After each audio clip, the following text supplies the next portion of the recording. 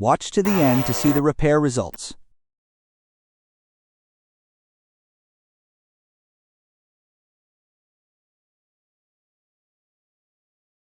The damage made me sick.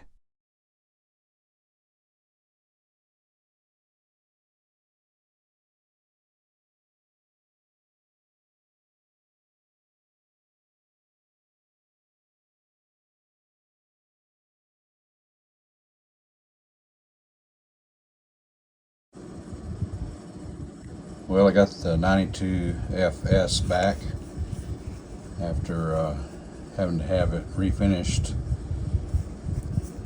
You remember on the videos where I used the ultrasonic and the ultrasonic cleaner where it destroyed the finish.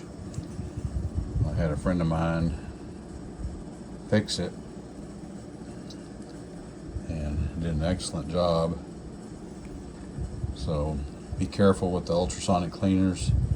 Just because the cleaners say they're safe for all finishes and all metals, don't necessarily believe it.